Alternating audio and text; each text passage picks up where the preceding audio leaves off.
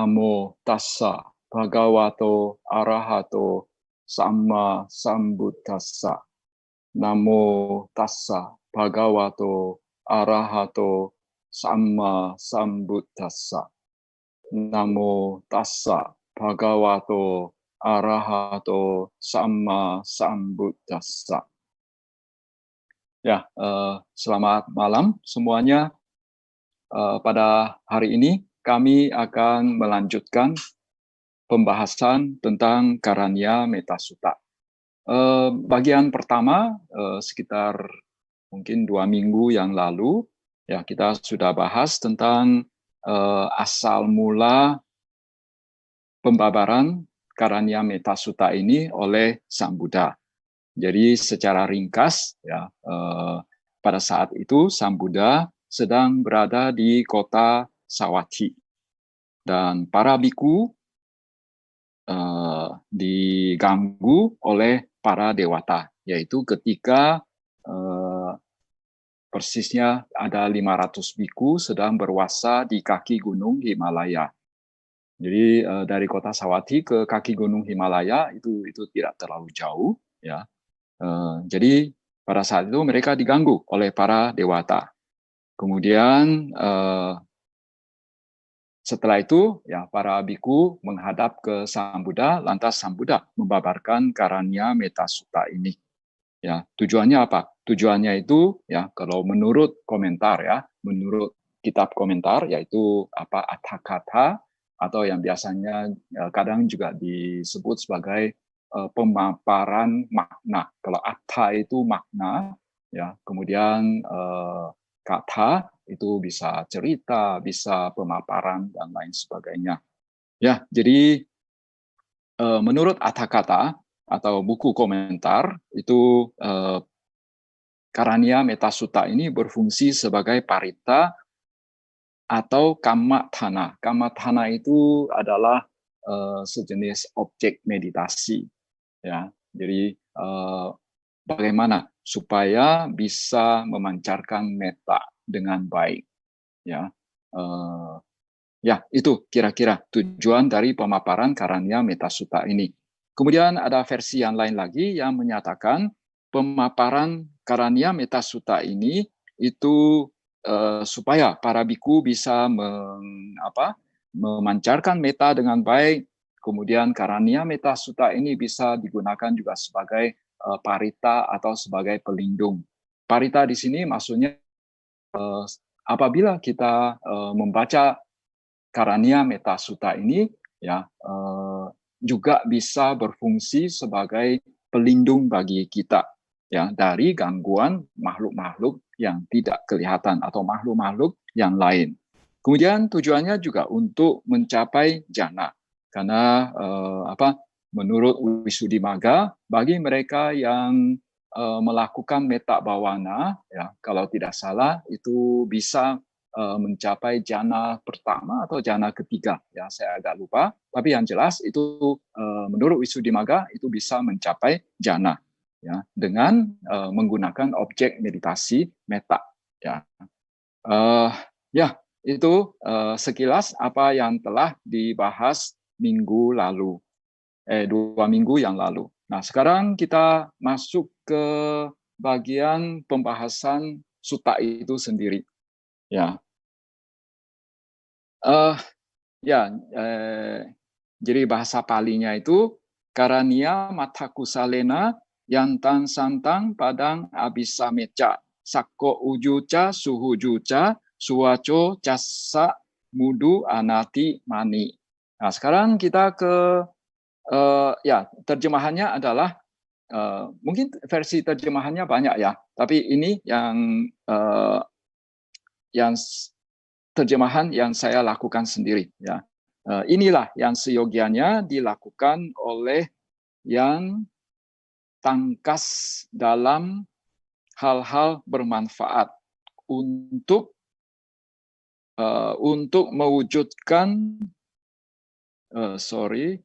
mewujudkan keadaan damai. Ia seyogianya mampu lurus, sungguh lurus, mudah dinasehati, lembut, dan tidak angkuh. Ya, itu adalah arti dari kata dari syair yang pertama. Nah, sekarang kita akan membahas makna dari kalimat baris yang pertama dari syair yang pertama itu, yaitu karania mataku salena. Biasanya kita membaca karania mataku salena. Itu oke-oke saja. Tetapi kalau kita mau memahaminya secara bahasa Pali, itu harusnya dipotong secara karaniam atta kusalena. Ya, karaniam atta kusalena. Tapi jangan gara-gara saya ngomong begitu nanti kalian baca parita menjadi karaniam atta kusalena. Tidak, tetap kalau kita menggabungkannya menjadi satu kalimat itu bacanya itu karania mata kusalena, ya. Nah, jadi artinya adalah inilah yang seyogianya dilakukan oleh ia yang tangkas dalam hal-hal bermanfaat. Secara harafiah, karania itu artinya yang seyogianya dilakukan. Kemudian atta itu mempunyai banyak arti. Atta itu bisa berarti makna, bisa juga kata arti dalam bahasa Indonesia itu berasal dari kata atta ini, ya. Atta atau bahasa Sanskertanya itu artha, ya. Artha atau arti, ya. Bisa juga ya mempunyai arti tujuan, ya. Bisa juga berarti hal-hal bermanfaat. Jadi kata atta ini harus lihat konteks, itu diterjemahkan sebagai apa? Kusalena berasal dari kata kusala. Kusala itu artinya umumnya kita mengenal sebagai baik, ya, bajik, ya, kusala, ya, kusala kama, ya, perbuatan baik, perbuatan bajik atau kebajikan. Tapi kusala dalam konteks ini itu kita harus terjemahkannya sebagai tangkas, ya, tangkas. Ya, kita lihat penjelasannya. Ya, judul dari sutta ini adalah Karania Metta Sutta atau kadang-kadang juga disebut sebagai Metta Sutta. Arti kata metta biasanya kata metta sendiri di Indonesia biasanya diterjemahkan sebagai cinta kasih, ya. Tapi ya dia juga mempunyai arti keramahan atau kehangatan, ya. Kalau menurut kita komentar dari Sutta Nipata, ya, dikatakan metta itu adalah hita suku panaya kamata, ya. Jadi keinginan untuk memberikan kemaslahatan dan kebahagiaan kepada pihak lain, ya, itu adalah metta. Ya, saya ulangi, keinginan untuk memberikan kemaslahatan dan kebahagiaan kepada pihak lain. Kadang-kadang di Indonesia kata metta ini diterjemahkan sebagai cinta universal. Jadi cinta dikatakan cinta yang tidak membeda-bedakan. Pemaknaan ini itu kadang bisa membuat orang berpikir bahwa metta ini hanya ditujukan kepada semua makhluk hidup. Sebenarnya tidak. Metta itu bisa ditujukan ke satu orang saja.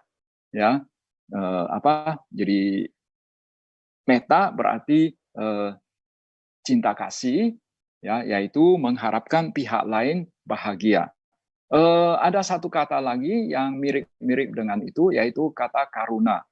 Karuna di Indonesia acap kali diterjemahkan sebagai kasih sayang. Lantas apa perbedaan antara cinta kasih dengan kasih sayang? Nah, kalau kita melihat definisi di dalam arti kata, karuna itu adalah keinginan untuk memberikan, ya, kebahagiaan atau kemaslahatan kepada mereka yang menderita atau mengharapkan pihak yang menderita itu terbebas dari penderitaan.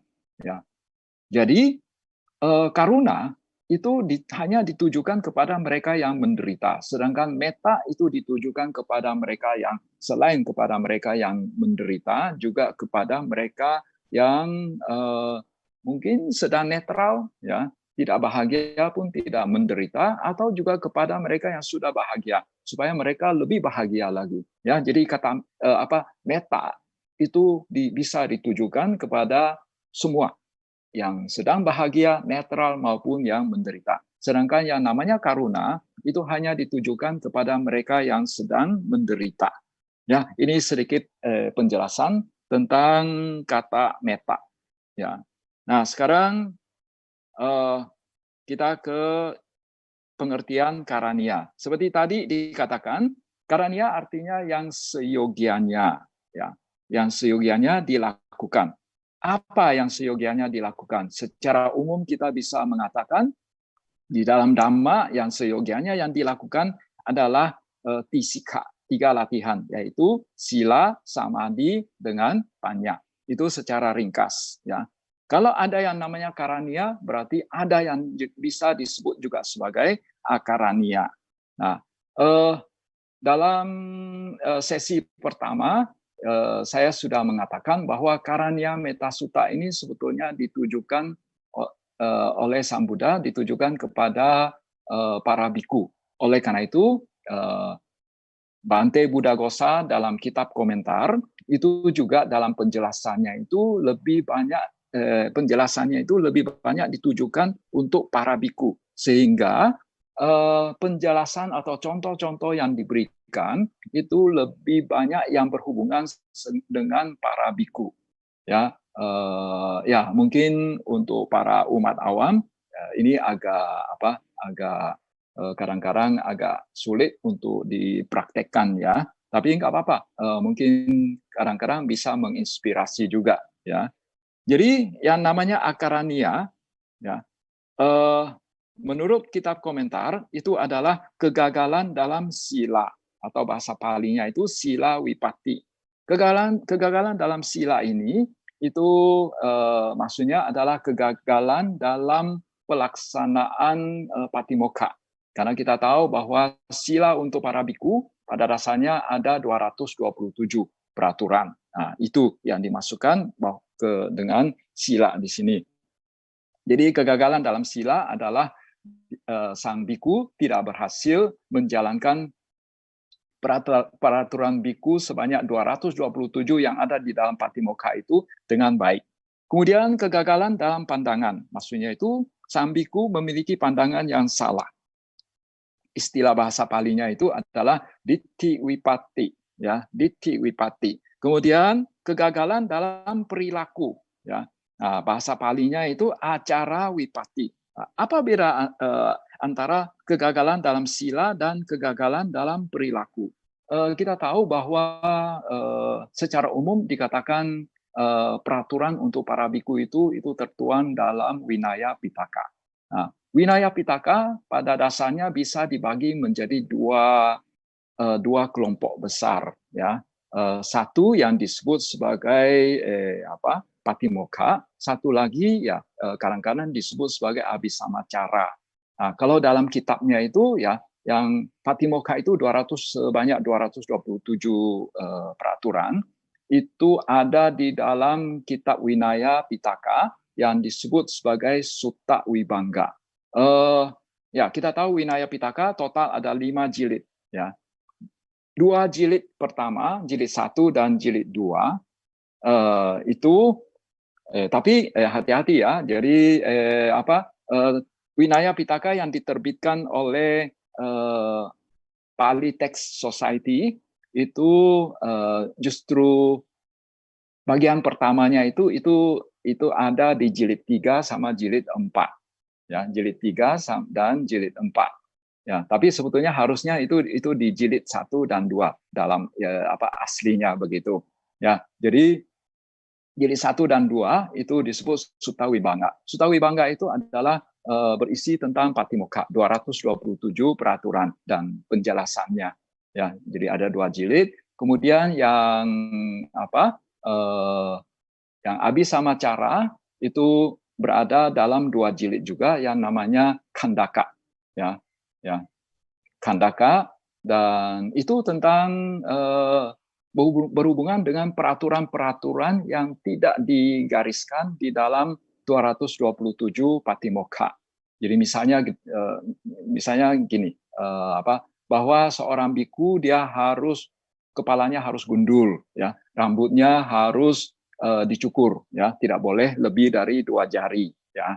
Nah, peraturan itu tidak ada di dalam 227 Patimokkha, tapi ada di dalam Khandaka.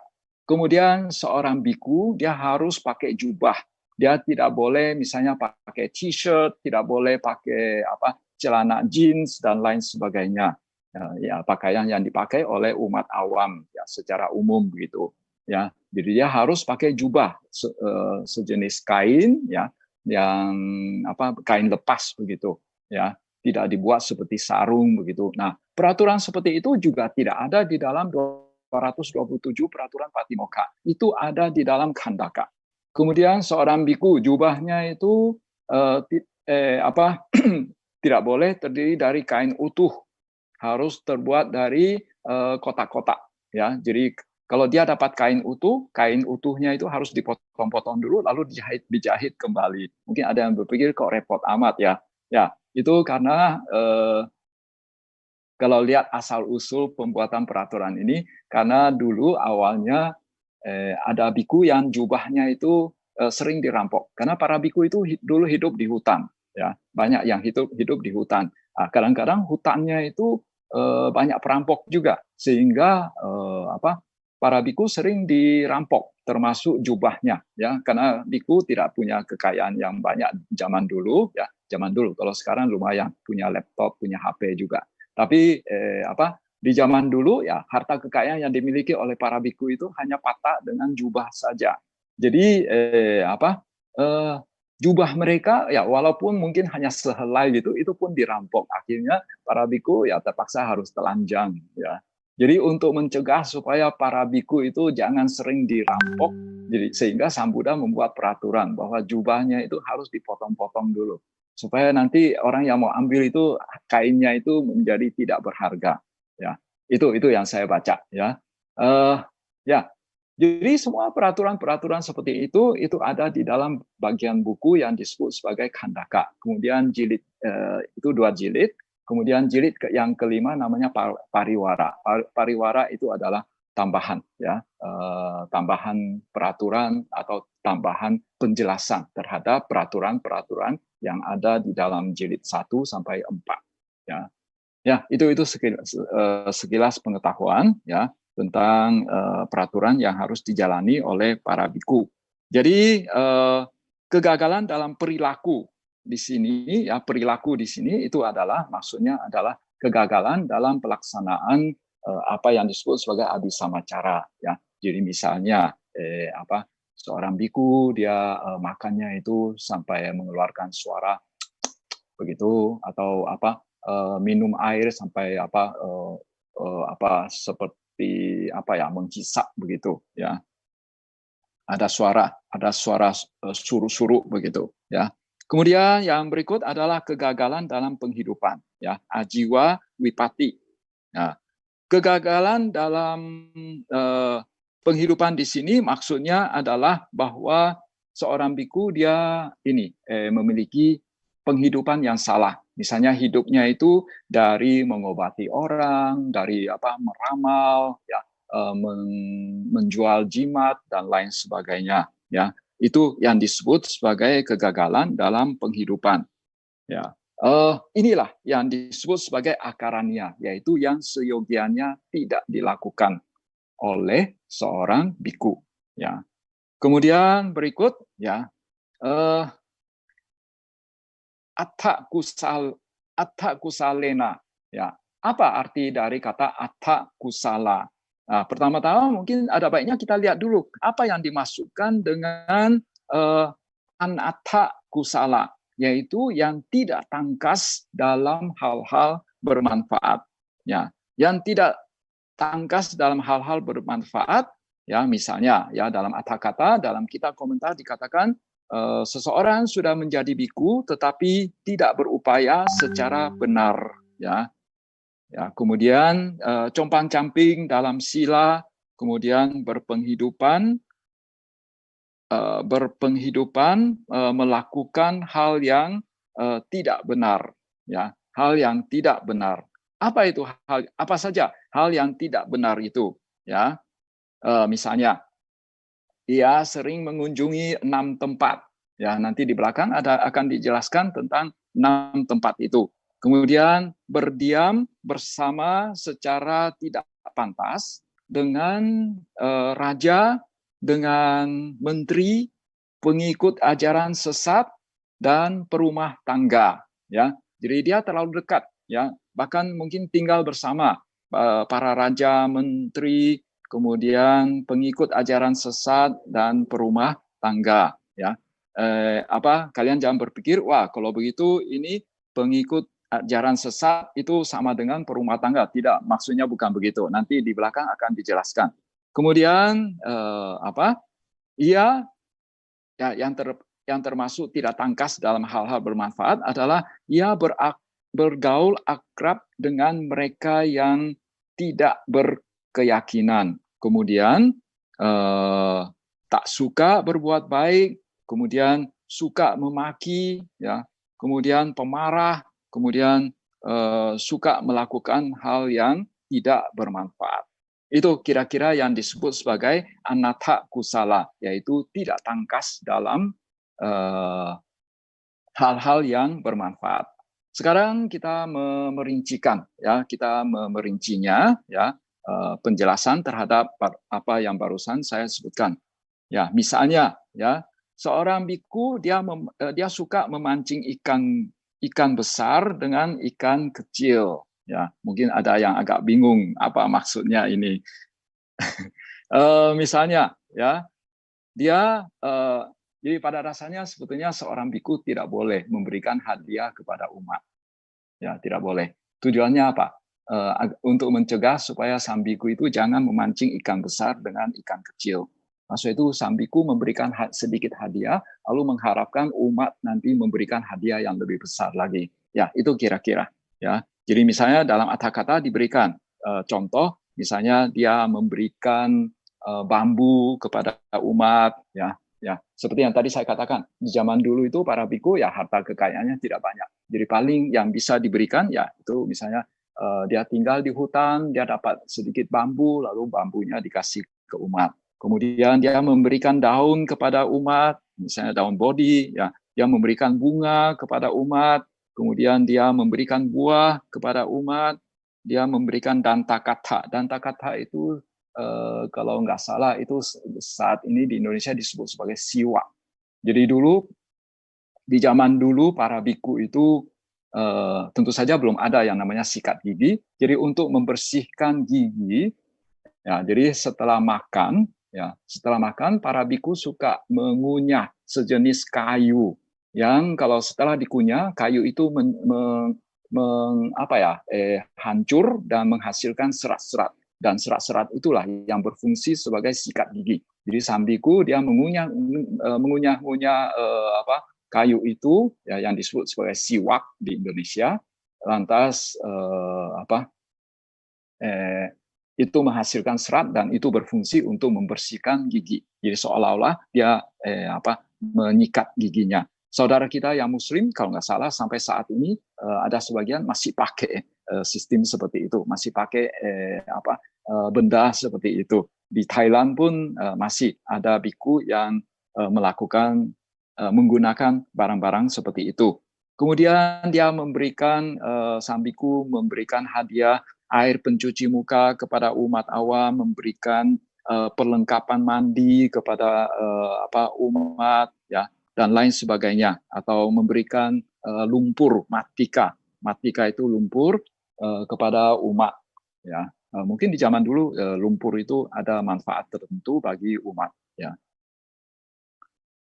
Ya, kemudian ya hal-hal yang lain lagi yang disebut sebagai tidak tangkas dalam hal-hal bermanfaat adalah dia mencoba untuk mengambil hati umat, ya, misalnya menjilat umat, ya, kemudian di sini istilah bahasa Palinya itu mugga supiatang. Maksud itu omongannya itu seperti sup kacang gitu, seperti sup kacang. Maksudnya itu omongannya itu bisa ditafsirkan macam-macam begitu, ya, bisa ditafsirkan macam-macam. Kemudian kalau misalnya ada umat datang membawa anak-anak, ya, dia suka merangkul anak-anaknya, ya, wah saya anaknya cantik, anaknya ya pokoknya inilah, ya, dia berusaha untuk mengambil hati sang umat. Kemudian dia menjadi pesuruh dari umat, misalnya pesuruh menyampaikan pesan, menyampaikan barang, menyampaikan surat dan lain sebagainya. Ya, ya. Tapi Jadi memang seorang biku dia tidak boleh menjadi seolah-olah menjadi tukang posnya umat awam. Jadi boleh saja kalau misalnya ada surat-surat atau barang-barang yang berhubungan dengan dhamma, berhubungan dengan wihara, urusan wihara, boleh saja menitip ke biku. Tapi untuk urusan pribadi, ya sebaiknya jangan, ya, karena itu membuat bikunya itu melanggar peraturan, ya. Kemudian ia melakukan hal yang tidak pantas lainnya, ya. Misalnya Weja Kamang, ya, dia menjadi dokter, ya, dia kasih obat ke umat ini, dia kasih obat, dia mengobati umat, ya. Jadi seorang biku dia tidak boleh melakukan hal seperti itu, karena kalau misalnya setelah dia kasih obat ke umat, nanti umatnya ada yang sakitnya tambah parah begitu, nah nanti bikunya harus bertanggung jawab. Nah itu tidak bagus, ya. Jadi kalau sakit ya ke dokter saja, ya.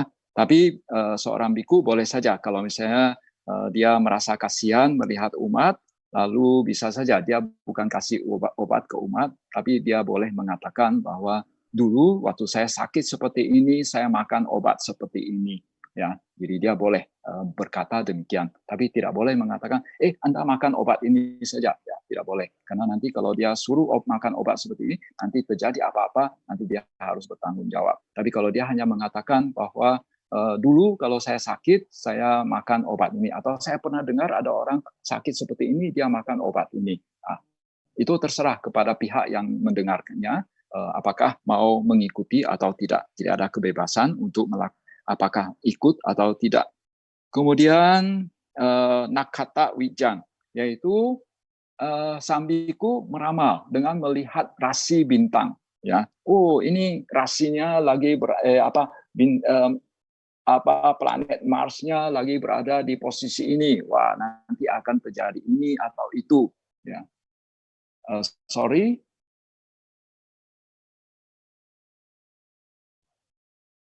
Ya, kemudian dia ini Watu Wijang. Watu Wijang itu atau bahasa Sanskertanya itu Wastu Widya. Kalau di zaman sekarang namanya melihat Hong Shui, ya. Jadi sang biku ya di zaman dulu di India juga ada yang namanya Hong Shui, ya. Cuma tidak kalau tidak salah tidak secanggih atau tidak seruwet yang ada di Tiongkok, ya. Jadi dia melihatkan Hong Shui untuk umat, ya. Kemudian Angga Wijang, ya, dengan melihat anggota tubuh dari umat, lantas dia meramal, nanti nasib Anda demikian, ya. Mungkin sekarang yang namanya melihat wajah begitu, ya, melihat wajah atau mienxiang gitu, ya, itu salah satu cara meramal. Kemudian yang lain lagi adalah dia membagikan, ya, hasil pindapatannya itu kepada umat. Tapi tentu saja, ya, kalau dia sang biku sudah tidak mau makan lagi, ya, makanannya itu sudah lewat tengah hari, tentu saja dia boleh memberikannya kepada umat, ya. Nah, itu contoh yang lain lagi dari yang seyogianya tidak dilakukan oleh seorang biku, ya. Jadi yang disebut sebagai tidak tangkas dalam hal-hal bermanfaat, ya. Jadi sekali lagi, ya, karena seperti yang tadi saya katakan bahwa sutta ini memang ditujukan untuk para biku, sehingga penjelasannya itu hampir semuanya itu berhubungan dengan kehidupan para biku, ya. Kemudian tadi dikatakan tidak sering mengunjungi 6 tempat, ya. Apa 6 tempat yang seyogianya tidak dikunjungi oleh seorang biku? Misalnya tempat pelacuran. Nah, nanti sang biku ketemu umat di tempat pelacuran, nah umatnya nanti bisa bilang, "Pantai langganan ya." Nah, kan tidak lucu, ya. Kemudian nanti yang yang seyogianya tidak dikunjungi adalah juga janda, ya, nanti akan menimbulkan hal-hal yang mencurigakan oleh orang lain, ya. Jadi memang sebagai seorang biku seyogianya tidak melakukan hal-hal yang bisa menimbulkan kecurigaan orang lain. Kemudian juga tidak sering mengunjungi wanita yang belum nikah, ya, terutama wanita yang sudah agak berusia yang belum nikah, ya. Kemudian tidak boleh juga sering-sering mengunjungi kasim atau banci yang disebut sebagai pandaka. Ya, pandaka itu sebetulnya banyak macam. Ya, salah satunya yaitu adalah yang kasim, yang alat kelaminnya dipotong. Ya, kemudian juga seyogianya tidak mengunjungi tempat para bikuni. Kita tahu bahwa biasanya itu setiap hari uposatha itu para bikuni harus minta nasihat, ya, meminta dhamma desana, minta sang biku, minta para biku untuk memberikan dhamma desana. Nah, jadi kalau para bikuni mau minta nasihat atau minta para biku memberikan dhamma desana, bikuninya itu yang datang ke tempat biku, bukan biku ke tempat bikuni. Ya, ya, itu juga supaya tidak menimbulkan kecurigaan dari orang lain. Kemudian juga tidak mengunjungi kedai minum di sini. Ya, kedai minum di sini sebetulnya di zaman dulu yang namanya kedai minum itu umumnya itu konotasinya adalah tempat untuk menenggak minuman keras. Ya, ya, jadi tempat-tempat seperti ini yang seyogianya dihindari untuk sering-sering dikunjungi, ya. Sesekali mungkin masih oke lah, misalnya untuk pindah patah melewati tempat itu masih oke. Tapi kalau sering sekali ke sana walaupun bukan pindah patah, nah itu sebaiknya dihindari, ya. Kemudian yang juga dikatakan, ya, seorang biku sebaiknya tidak tinggal bersama raja, menteri, kemudian pengikut ajaran lain, ya. Dalam salah satu sutta, Sang Buddha ada mengatakan seorang biku itu sebaiknya jangan sering-sering mendatangi raja, jangan sering-sering masuk ke istana, ya, termasuk mungkin juga ini menteri. Mengapa? Nah, ada beberapa alasan yang diberikan oleh Sang Buddha dalam sutta tersebut. Satu, ya, di dalam istana seringkali banyak benda-benda berharga, banyak barang-barang yang berharga. Nah, kalau misalnya suatu hari, ya, barang di istana tersebut hilang, entah dicuri oleh siapa. Tapi karena sang biku sering datang ke istana, salah satu orang yang akan dicurigai itu adalah sang biku. Ya. Kemudian di dalam istana tentu saja juga ada permaisuri, ada selir-selir raja misalnya. Nah, kalau misalnya sang biku sering datang, lalu ya mungkin untuk untuk sopan santun ketemu sang permaisuri, ya bikunya senyum, misalnya mengangguk-anggukkan kepala. Nah, tapi kalau di mata seseorang yang curiga, misalnya oleh sang raja, ya dia melihat, ini bantainya kok senyum-senyum sama istri saya. Lantas timbul kecemburuan. Lantas mungkin setelah bikunya pulang dia ngomong ke sang permaisuri, tadi kok senyumnya lebih manis ya dari biasanya. Nah, itu juga itu merupakan hal yang tidak baik juga, ya. Kemudian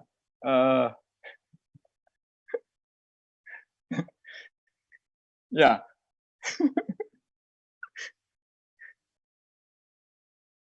Kemudian dalam istana juga sering mengambil keputusan penting. Keputusan untuk memutuskan menyerang suatu negara, kemudian keputusan kebijakan, membuat kebijakan dalam negeri, misalnya dalam kerajaan, misalnya. Nah, kadang keputusan itu salah atau menimbulkan protes banyak orang. Kalau bikunya itu sering ke istana, orang akan mengatakan ini gara-gara bisikan sang biku, sehingga raja atau menterinya itu mengambil keputusan yang salah. Ya, jadi oleh karena itu ya secara umum ya dikatakan kalau misalnya memang kalau tidak diundang ke istana ya sebaiknya sang biku itu jangan datanglah ya, jangan datang atau jangan bergaul akrab dengan sang raja ya, kecuali diundang atau kecuali rajanya mendatangi sang biku ya. Jadi itu alasannya ya. Kemudian juga seyogianya seorang biku seyogianya tidak tinggal bersama pengikut ajaran lain ya. Pengikut ajaran lain ini bahasa Palinya itu titya. Titya seringkali diterjemahkan sebagai pengikut ajaran sesat ya. Umumnya ya di dalam kitab suci yang ajaran non Buddhis, ajaran non Dhamma itu disebut sebagai titya ya. Kalau di Indonesia ya kita menyebut sebagai agama lain itu sebagai ajaran sesat ya, mungkin itu sepertinya kurang bagus ya. Jadi oleh karena itu saya mengatakan pengikut ajaran lain, ajaran pengikut non Dhamma ya, non Buddhis begitu ya. Nah, itu juga maksudnya itu tidak bergaul akrab dengan mereka pengikut ajaran terutama yang ajaran sesat ya. Ya boleh sesekali tapi tidak terlalu dekat maksudnya ya.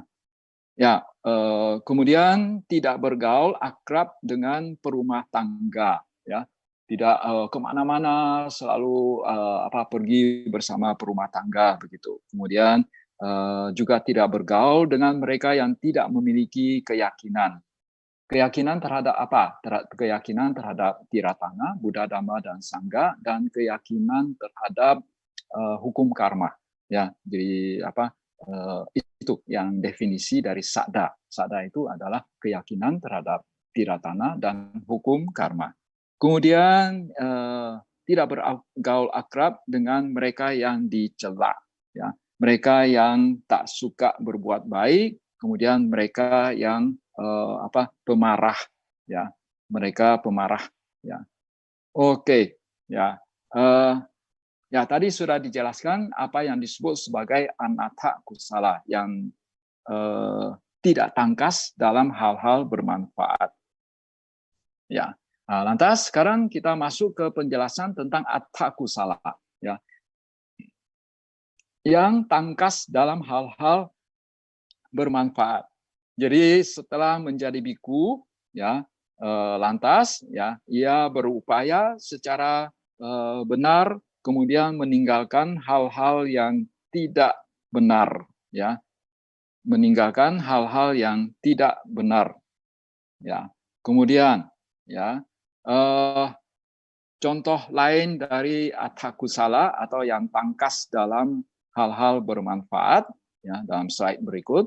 Itu adalah berdiam dalam 4 sila pemurnian ya, atau catu parisudi sila ya. Jadi tadi ya sila atau peraturan yang seyogianya dijalankan oleh para biku itu tadi sudah dikatakan kalau dari satu sudut pandang itu bisa dibagi menjadi 2 kelompok, yaitu Patimokkha dan Abhisamacara. Ya. Tapi di aspek yang lain lagi bisa juga dibagi menjadi 4 kelompok, ya, yang disebut sebagai 4 parisudi sila, yaitu 4 sila yang memurnikan. Memurnikan apa? Memurnikan batinnya, yang membuat batinnya itu menjadi lebih murni. Jadi total ada 4, ya, yaitu Patimokkha samvara, ya. Jadi pengendalian diri dalam Patimokkha, dalam peraturan Patimokkha, yaitu menjalankan 227 aturan itu, ya. Nah, itu ya oleh kitab komentar dikatakan itu siogianya dipraktekkan dengan dasar sadda, dengan dasar keyakinan, keyakinan terhadap Buddha, Dhamma, dan Sangha, juga kepada hukum karma. Kemudian kelompok yang kedua disebut indriya samwara sila, yaitu pengendalian indriya. Nah, itu dipraktekkan dengan menumbuhkan sati, ya, menumbuhkan sati atau mungkin bahasa Jawanya itu eling, ya. Kata sati ini ya sekali lagi mungkin dalam sejumlah dhammadesana yang saya sudah ketengahkan sebelumnya, bahwa di Indonesia itu seringkali diterjemahkan sebagai kesadaran, tapi saya sendiri merasa saya lebih suka menerjemahkannya, tidak menerjemahkannya, tetap menggunakan kata sati, atau kalaupun mau diterjemahkan ya diterjemahkan sebagai ingat atau eling, ya, eling. Jadi sati itu berbeda sama kesadaran, ya. Ya memang kata sati itu sering diterjemahkan sebagai awareness, ya. Tapi lebih banyak di dalam buku Dhamma di zaman sekarang itu diterjemahkan sebagai mindfulness dan bukan kesadaran, ya, bukan kesadaran. Karena kesadaran itu consciousness, ya, consciousness itu adalah cita, ya, itu adalah cita, consciousness, kesadaran, ya. Jadi sati itu ingat, ya. Contohnya apa? Misalnya kadang kan kita diikut retret, misalnya retret meditasi, lalu kita sering diingatkan oleh guru meditasi. Nanti kalau Anda sedang makan, ya, Anda perlu mengetahui, ya, Anda sedang makan, Anda tahu Anda sedang makan. Anda sedang minum, Anda tahu Anda sedang minum. Pada saat Anda bernapas, ya, Anda menyadari, ya, Anda menyadari, Anda mengetahui yang mana napas masuk, yang mana napas keluar, ya. Jadi itu yang dilakukan, ya. Lantas setelah beberapa waktu guru meditasinya akan tanya, kemarin waktu sedang makan ada mengetahui sedang makan, ada menyadari sedang makan, oh saya lupa. Nah, lupa ini yang disebut sebagai asati, tidak ada sati, ya. Jadi sati itu adalah selalu ingat, ya, untuk memperhatikan. Memperhatikan di sini itu namanya manasikara, ya, attention, pay attention to, ya. Jadi selalu ingat untuk pay attention to, ya. Jadi dalam hal ini memang ada dua hal, satu ingat, satu pay attention, ya, pay attention. Nah, kalau pay attention itu namanya manasikara, ya, itu manasikara. Mungkin satu contoh lagi, kadang-kadang juga ini mungkin sekalian saya jelaskan tentang pikiran, ya. Pikiran kadang-kadang di Indonesia juga pikiran dengan kesadaran itu disamakan. Kalau saya cenderung tidak, ya, karena ada satu fenomena yang memang kita kita seyogianya menyebut itu sebagai pikiran. Ada satu fenomena lagi yang seyogianya kita sebut sebagai kesadaran, ya. Kalau kesadaran di dalam Abhidhamma itu disebut sebagai cita. Sedangkan kalau pikiran itu di dalam sutta itu disebut sebagai vitaka, ya. Ya, harus ada sedikit beda ya sama vitaka yang ada di jana, ya. Jadi kadang-kadang vitaka bisa berarti faktor jana, bisa berarti juga pikiran. Nah, pikiran di sini bahasa Inggrisnya mungkin kita bisa terjemahkan sebagai thinking atau thought, ya, pikiran. Jadi pikiran sama kesadaran itu saya cenderung membedakannya untuk supaya masing-masing istilah itu menjelaskan fenomena yang berbeda. Misalnya gini, saya sedang memikirkan sesuatu. Nah, berarti dalam batin saya muncul pikiran, ya, muncul pikiran. Lalu pada saat saya sedang berpikir, ya, sedang ada vitaka, ya, I'm thinking, ya, sedang ada thinking atau thought berada dalam batin saya. Lantas saya menyadari saya sedang berpikir. Nah, yang menyadari, yang mengetahui saya sedang berpikir itu yang disebut sebagai kesadaran, sebagai consciousness. Karena definisi dari cita itu adalah yang mengetahui atau yang menyadari. Ya, jadi dari contoh ini kita bisa melihat perbedaan antara pikiran dan kesadaran. Cara yang lain lagi untuk membedakannya, kita mengubahnya menjadi kata kerja. Saya memikirkan sesuatu sama saya menyadari sesuatu itu dua hal yang berbeda. Ya, kemudian pikiran itu bisa berhenti. Jadi ketika saya sedang memikirkan sesuatu, saya sedang melamun, ya, saya sedang melamun, lalu saya menyadarinya, ya, karena ada sati, lantas saya menyadarinya, pikiran itu bisa berhenti. Pikiran itu berhenti, ya, tapi biasanya dia setelah berhenti karena kurang sati, lanjut lagi, ya, lanjut lagi memikirkan hal yang lain lagi. Nah, tapi pada dasarnya pikiran itu bisa berhenti kalau batinnya sudah cukup kuat, samadinya sudah cukup kuat. Tapi yang namanya kesadaran, ya, menurut pandangan Buddhis, selama seseorang masih hidup, kesadarannya tidak akan pernah berhenti. Kalau kesadarannya berhenti, berarti orang ini sudah meninggal. Ya, jadi itu sedikit mungkin agak-agak melenceng, tapi saya pikir cukup penting untuk membedakan antara pikiran, kesadaran, dan sati dan perhatian, manasikara. Ya, ini hal yang perlu kita bedakan. Ya, kemudian ya tadi indriya samwara, yaitu pengendalian indriya. Nah, itu dilakukan dengan sati. Maksudnya itu ketika kita melihat sesuatu, kita perlu waspada, ya, melihatnya dengan penuh waspada, dengan sati. Jadi jangan sampai apa yang kita lihat, apa yang kita dengar, apa yang kita cium itu bisa menimbulkan kotoran batin. Kemudian lantas ya muncullah istilah yang disebut sebagai yoniso manasikara, ya, dalam penjelasan penjelasan Karania Metasuta yang pertama, sesi pertama, saya sudah sekilas menjelaskan yoniso manasikara ini, yaitu kita memperhatikan aspek dari suatu benda atau suatu fenomena sedemikian rupa sehingga tidak akan menimbulkan kotoran batin kita. Ya, jadi suatu fenomena atau suatu benda itu bisa kita perhatikan berbagai aspeknya. Ya, nah, jadi ada satu aspek yang bisa menimbulkan kotoran batin kita. Atau bisa juga mungkin pokoknya sesuatu yang bisa menimbulkan kotoran batin. Nah, jadi kita tidak memperhatikannya. Ya, itu yang namanya yoniso manasikara. Ya, jadi perhatian yang semestinya. Sorry ya.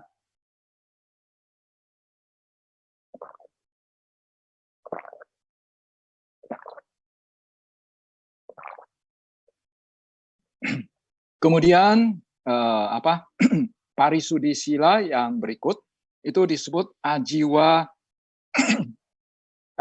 parisudi sila, yaitu memiliki penghidupan yang benar, ya, yaitu mendapatkan makanan, jubah bukan karena dia meramal, bukan karena dia melihatkan orang hong shui dan lain sebagainya, ya.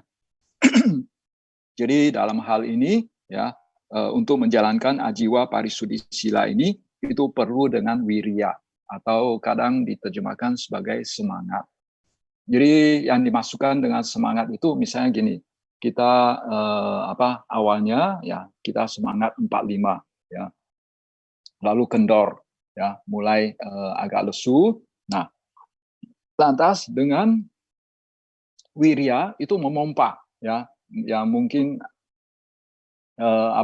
yang sudah menurun, kecepatannya menurun atau semangatnya menurun, itu dipompa lagi menjadi bersemangat kembali, ya. Itu yang disebut sebagai wirya. Kemudian yang keempat adalah pacaya pati sewana, yaitu bijaksana dalam penggunaan perbekalan hidup, ya. Jadi yang dimasukkan dengan 4 perbekalan hidup itu adalah jubah, makanan, tempat tinggal atau perlengkapan tidur, dan obat-obatan, ya. Jadi pada dasarnya seorang biku dia tiap hari, ya, tiap hari begitu bangun pagi dia harus melakukan perenungan terhadap Catupacaya ini, yaitu 4 perbekalan hidup, yaitu jiwara, jubah, pindapata, makanan, apa, eh, se apa, aduh kok lupa ya, senasana, ya, senasana itu perlengkapan, tempat tinggal atau, perlengkapan tidur, ya. Kemudian yang terakhir adalah besaja atau, obat-obatan, ya. Itu yang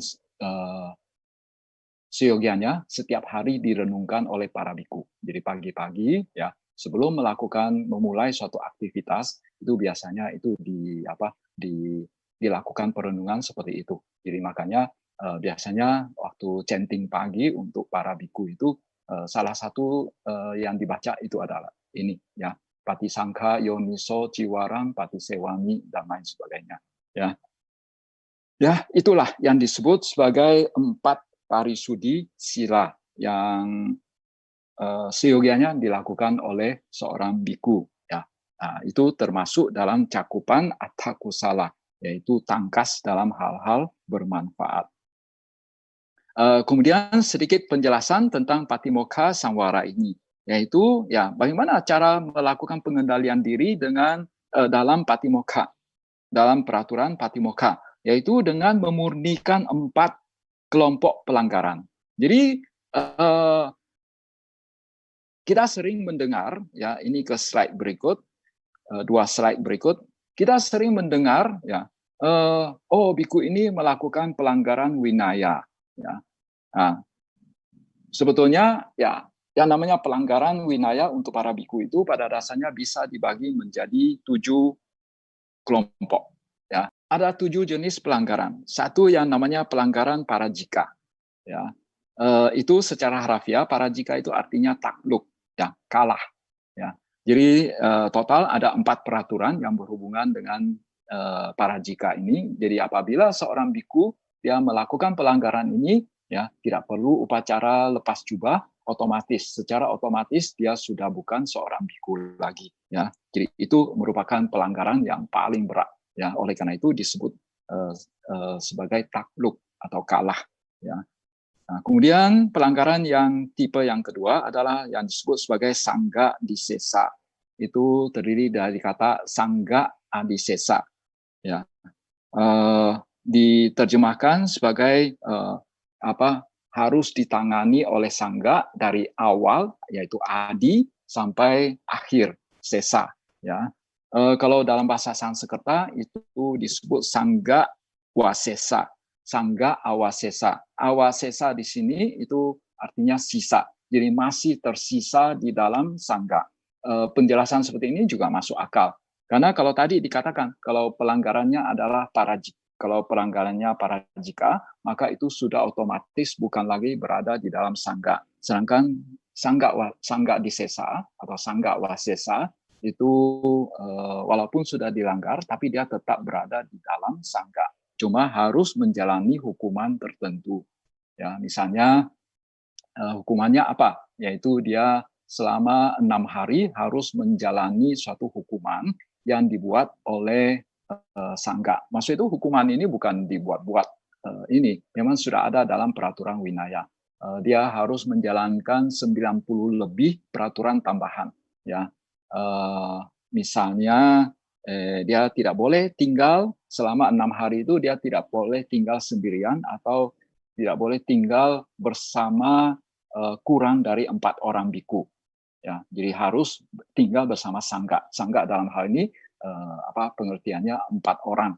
Ya, maksudnya itu syarat sangga di sini adalah minimal 4 orang. Karena syarat sangga itu tergantung kondisi juga. Kadang-kadang harus 5 orang. Ya, kadang-kadang harus syarat yang namanya sangga itu 10 orang. Kadang-kadang harus 20 orang. Ya, tapi untuk kasus sangga disesa ini yang disebut sebagai sangga di sini itu adalah 4 orang.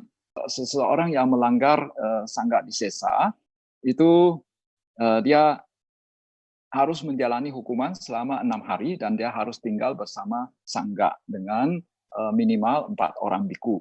Ya. Kemudian tiap hari dia harus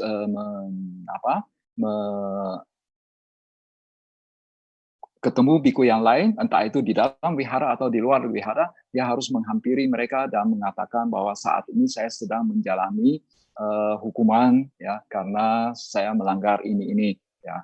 Kemudian kalau dia mau keluar dari lingkungan wihara, dia juga harus ditemani oleh minimal oleh 4 orang biku. Kemudian kalau di jalan ketemu 10 orang biku, dia juga harus menghampiri mereka, mengatakan bahwa saat ini saya sedang dihukum karena melanggar ini itu. Ya, itu kalau dia melanggar sangga disesa. Kemudian kalau dia sudah melanggar sangga disesa, jadi seorang biku kalau dia melanggar sangga disesa, dia harus pada hari itu juga langsung memberitahu biku yang lain. Pemberitahuan. Nanti masalah hukuman lain lagi. Jadi nanti hukuman minta sangga untuk menghukum dia. Tapi pemberitahuan harus segera dilakukan kepada biku yang lain. Jadi kalau misalnya dia telat memberitahukan selama 1 bulan, hukumannya itu nambah dari 6 tambah 1 bulan. Ya, dia menyembunyikannya selama 1 tahun. Ya, setelah 1 tahun dia nggak tahan lagi, akhirnya dia cerita. Nah, jadi hukumannya 6 hari tambah 1 tahun. Ya. Kemudian setelah dia menjalani hukuman selama 6 hari yang standar itu, maka nanti dia harus direhabilitasi oleh 20 orang biku. Ya, oleh karena itu, dan itu dilakukan di dalam sima. Oleh karena itu, syarat pembuatan sima adalah minimal harus mampu menampung 21 orang biku. Ya. Nah, itu asal usulnya. Mengapa sebuah sima minimal kalau dibuat kecil itu minimal harus bisa menampung 21 orang biku. Ya, itu tentang sangga disesa. Sangga disesa dan parajika ini termasuk pelanggaran berat. Ya, di dalam buku Vinaya biasanya disebut sebagai pelanggaran berat. Kemudian pelanggaran yang lainnya tulacaya. Tulacaya kadang-kadang diterjemahkan sebagai pelanggaran serius. Ya, tapi sebetulnya sejak pelanggaran tulacaya maupun pacitya dan di bawahnya itu patidesania, dukata, dubasita, itu cukup kalau misalnya seorang biku melanggarnya, cukup mengakuinya kepada biku yang lain. Ya, jadi tidak harus ke sangga, kepada biku yang lain. Dan kepada biku yang lain, pengakuan kepada biku yang lain itu tidak harus seorang biku senior. Cukup mengakuinya kepada seorang biku junior juga boleh. Ya, yang penting dia seorang biku. Walaupun dia baru menjadi biku 1 menit, itu boleh juga. Ya, ya itu sekilas ya tentang 7 jenis pelanggaran yang mungkin bisa dilakukan oleh seorang biku. Sekarang kita kembali ke 2 slide sebelumnya. Indriya samwara. Ya, jadi dengan tidak memunculkan loba dosa. Ya, saat keenam indera kontak dengan objeknya. Ya, tadi dikatakan jadi harus dengan yoniso manasikara ya, supaya ini terjadi pengendalian indria. Ya. Kemudian yang berikut adalah ajiwa parisudi, yaitu dengan menghindari pencarian yang tak sesuai. Maksudnya itu pencarian entah makanan, jubah, dan kebutuhan hidup lainnya secara dengan jalan yang tidak pantas, dengan jalan yang tidak baik. Ya. Kemudian yang berikut adalah pacaya patisewana, ya, yaitu penggunaan 4 bekal hidup, ya, dengan melakukan perenungan yang sesuai. Ya, tadi sudah dijelaskan. Kemudian, ya,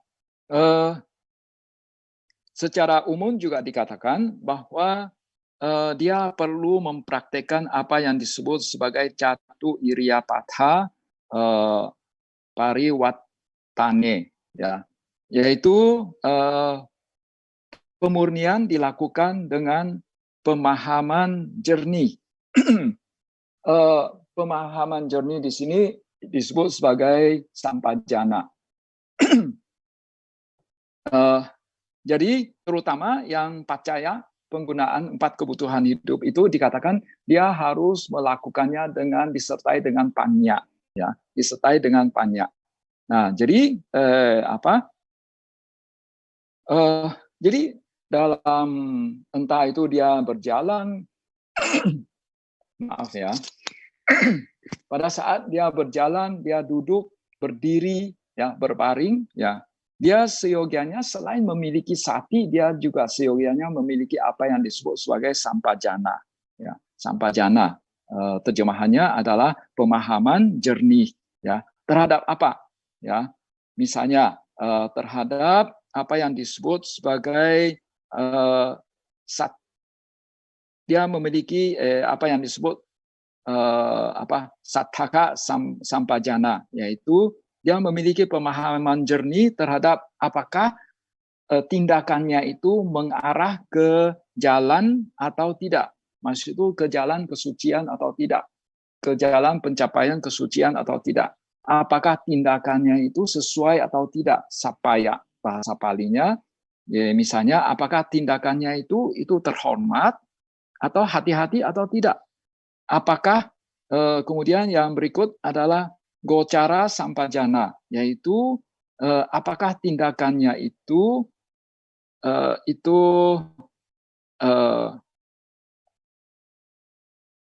maksudnya dia melakukan tindakannya itu dengan penuh dengan sati, dengan mengendalikan indrianya. Ya, itu yang disebut sebagai gocara. Gocara secara harafiah artinya go itu artinya sapi, cara artinya pengembaraan. Jadi tempat pengembaraan sapi. Jadi pada saat dia misalnya melakukan pindah patah, ya dia melakukan berbagai aktivitas hidup, ya dia melakukannya dengan penuh pengendalian diri atau indera-inderanya itu terkendali dengan penuh dengan sati. Kemudian dia pada saat melakukan suatu tindakan juga tidak kabur terhadap apa yang terjadi. Itu yang disebut sebagai asamoha, yaitu dia memperhatikan terutama aspek tilakkhana. Dia terutama memperhatikan segala sesuatu dengan kacamata anicca, dukkha, dan anatta. Ya, itu yang disebut sebagai sampajana. Jadi pengertian sampajana itu ada 4, ya, yaitu sattaka sampajana, lalu sappaya sampajana, lalu gocara sampajana, dan terakhir adalah asamoha sampajana. Jadi dia harus memiliki pemahaman jernih. Pemahaman jernih di sini itu sinonim dengan panya. Ya, ya baik. Sekarang yang contoh yang lain dari attha kusala atau tangkas dalam hal-hal bermanfaat adalah hal yang perlu diperhatikan pada saat dia melakukan segala tindakan sehingga bisa dikatakan dia tangkas dalam hal-hal bermanfaat adalah dia mengetahui bahwa kemurnian sila tergantung pada pengetahuan, ya, pengetahuan. Jadi sama seperti kalau misalnya kita ada pakaian kotor, ya kita cuci dengan sabun, ya. Kalau ada untuk membersihkan cermin kita perlu abu. Kemudian untuk membersihkan mendapatkan emas itu kita membutuhkan tungku, ya. Demikian pula kita membutuhkan pengetahuan untuk kemurnian sila.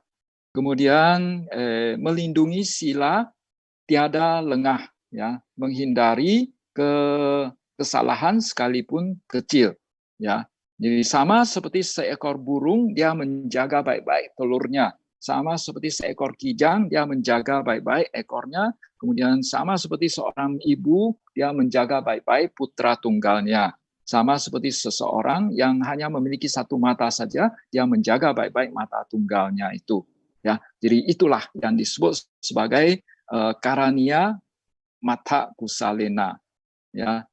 Inilah yang seyogianya dilakukan oleh ia yang tangkas dalam hal-hal bermanfaat, ya. Kita selesaikan, ya, satu baris lagi, ya, hanya sebentar saja, ya. Jadi baris yang kedua Yantang santang padang abisa meja, ya, untuk mewujudkan keadaan damai. Jadi inilah seyogianya dilakukan oleh ia yang tangkas dalam hal-hal bermanfaat untuk mewujudkan keadaan damai. Keadaan damai di sini adalah terjemahan dari kata santa. Santa artinya keadaan damai, maksudnya di sini untuk adalah nibbana. Jadi semua ini dilakukan ya yang kita seorang biku seyogianya tangkas dalam hal-hal bermanfaat itu dengan satu muara, yaitu dengan tujuan untuk mencapai nibbana yang disebut sebagai keadaan damai. Ya, saya pikir untuk hari ini demikian dulu ya. Untuk dua baris yang selanjutnya nanti kita akan menjelaskannya dalam pertemuan berikut.